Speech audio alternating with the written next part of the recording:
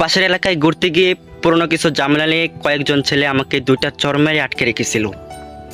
আমি তখন আমার এক ভাইকে পুরো ব্যাপারটা খুলে বললাম। তখন আমার ভাই আমাকে বলল, তোর তো আর কোনো কাজ নেই, সারাদিন এখানে ঝামেলা ওখানে ঝামেলা, আমি তোকে নিয়ে আসতে পারবো না। তখন আমি ছোট্ট স্বরে বলেছিলাম, আমি কোনো ঝামেলা করিনি। এরপর এলাকার এক চাচাকে ফোন করে বলেছিলাম, চাচা এখানে একটু ঝামেলা হয়েছে, আপনি যদি একটু আসতেন, আইসা মিটমাট করে আমাকে নিয়ে যেতেন। তখন চাচা উপাস থেকে বলেছিল, আমার এখন অনেক কাজ আছে, আমি এখন ওখানে যেতে পারবো না।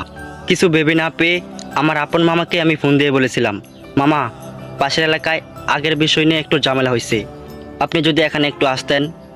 মামা মনে হয় কথাটা শুনে একটু ভয় পেয়েছিল। তখন মামা আমাকে বলল, মামা তুমি তো জানোই আমি ঝামেলা টামেলা কম বুঝি, তুমি এক কাজ করো, তোমার বাবাকেই ফোন দিয়ে দাও, ভালো হবে।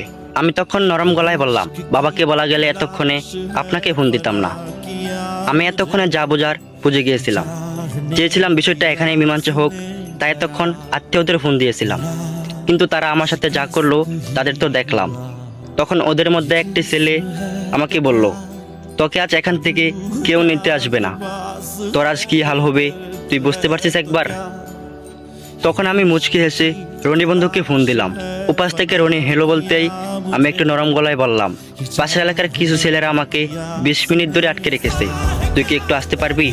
রনি উপাস থেকে দেখলাম একটু রেগে বলল, তুই ঠিক আছিস কিনা সেটা বল, আমি আসতেছি। তখন আমি মুচকি হেসে ফোনটা রেখে দিলাম। 20 মিনিট পরে ওদের এলাকাতেই ওদের হসপিটালে ভর্তি করে আমি আর রনি হাঁটতেছি আর সিগারেট টানতেছি।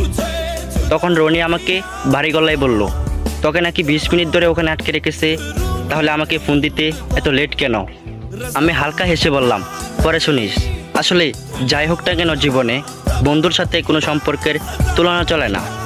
আপনার সব রকম বিপদে আপনার বন্ধুই আপনার পাশে থাকবে। আপনার প্রচণ্ড মন খারাপের সময় 2 মিনিট কথা বলার মানুষ না পাইলে আপনি সত্যিই অনেক দুঃখী।